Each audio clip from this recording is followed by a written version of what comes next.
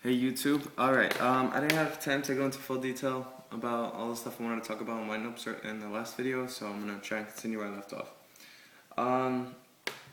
Strengths of windups is the hand destruction. Most decks cannot recover from an empty hand. Top deck, a lot of decks can't recover it from too quickly, with the exception of Insectors. Insectors, they're fine. As long as they have a couple engraved, they can recover super quick. That's where windups have their huge advantage. But at the same time, they have a lot of weaknesses. Cards, this is for everybody that hates windups. I'm telling you, a lot of cards you can side against them. Alright? Depending what deck you're running is depending on what cards you could use against them. Because obviously if you're running like a deck of several attributes, you're not going to run Goes and Match. Right? That would hurt yourself as well.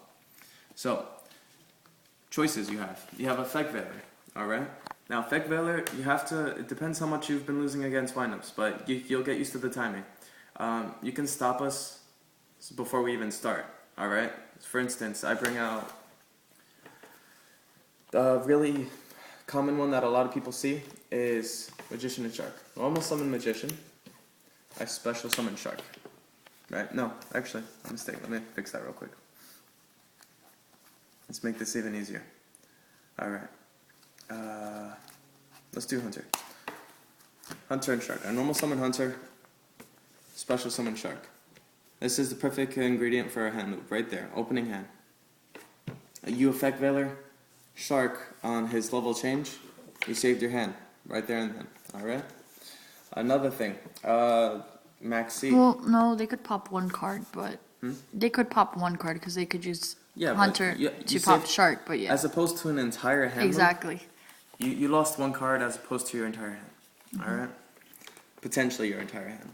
Now windups, they can, on a single loop, they can destroy up to 3 to 4. Unless they have like Pot of Avarice, but usually that's enough to empty You've emptied my entire hand. I've emptied your entire hand. Yeah. If you have Windup Factory, it kind of gives you that extra edge to do that extra pop. Let me see, what else can we side? You can side Goes and Match if you have a deck of the same attribute. You can side Rivalry of the Warlords if you have a deck that's really heavy in the same type of monster. You can do, let me see, what else can you do? I actually wrote it down. You can do King Tiger Wang Hu, because the majority of our guys are under 1400 and just us summoning them would just destroy all of them. Cards that cannot be destroyed by battle. Spirit Reaper, Snowman Eater, we really can't run over that at all. Marshmallow, things such as that. Skill Drain. If you have a lot of effects that activate off, what's going on? Are you shaking the table? Is that me? Yes. Alright, I'm sorry, I apologize. It's earthquake, guys. It's Florida.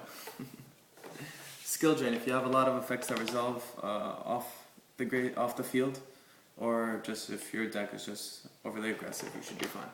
So those are a large list of cards you can side that would heavily hurt us. So keep that in mind. What else? Oh, Chain Disappearance. That hurts us pretty hard too.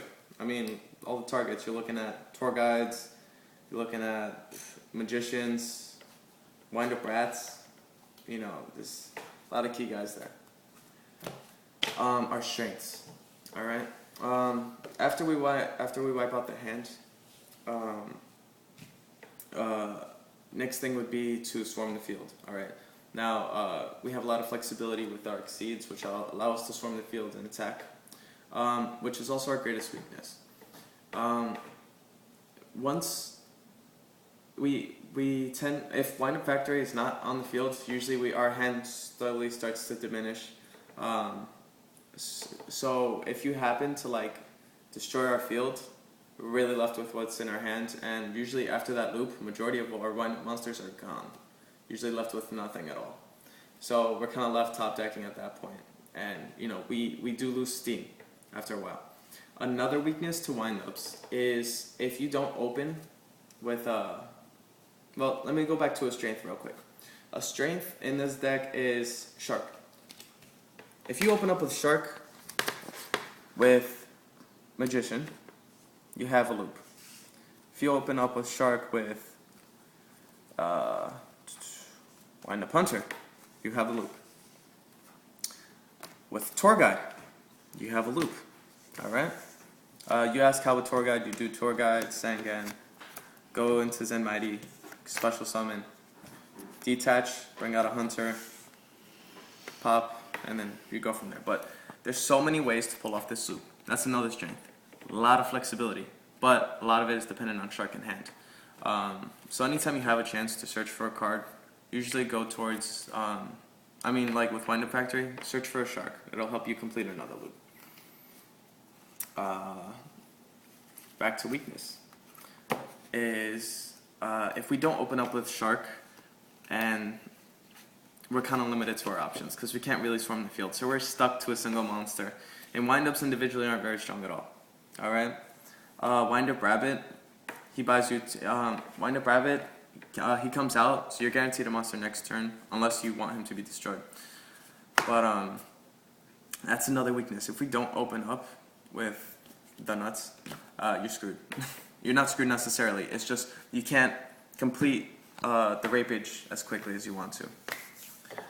What else did I cover? Anything? Babe? I think that's pretty much it. I think that's pretty much it. It's very, aside from that. People overestimate, I think. I think they fear it too much and they really don't think smart. They hear the name and they panic. They panic. My hand is gone. It's really not that hard. Veilers and Maxi, well, okay, let's say you don't have Maxis. Okay, Veiler in itself stops you in your tracks. Right. Number two, if you don't have the Maxis, put in Spirit Reaper. What do you have to get over Spirit Reaper unless you have a smashing ground? Wind-ups can be beat. Just because you hear the name, don't panic, alright? That's a huge issue a lot of people have, is once they see that they were hand looped game 1, they immediately panic. Come game 2, they're debating, should I set my cards down, to save my hand, but at the same time risk a heavy storm and dark hole? A lot of people debate about that, It's... I remember I was very scared about his deck when he first built it, and I didn't know how to beat it, and as we started talking, it really... All you need is a Veiler or a Maxi in hand. And the timing. It's the timing. And your timing, exactly. Right, but don't panic. It can be beat. Every deck can be beat, alright? I want to say there's no tier 0 absolute deck that can't be beat. Every deck can be beat, alright? What's our time on the video so far? We got 8 minutes in here. So. Alright, cool. Yeah, we're limited to our 15-minute frame on our cell phones. So yes, it can be beat, guys. Have some confidence there. I feel like I cut myself off on the thought somewhere. Well. That's it. If there's anything else you want to ask, feel free. Put it in the comments. I'll be sure to cover it in future videos. I really want to help you guys strengthen your builds, playstyles, strategies. And at the same time, I also want to help you gain confidence in competing against meta decks. Alright? If you want to know what to side against alternative decks, let me know as a wind-up duelist. Aside from that, that's it. Thank you, YouTube. Laters.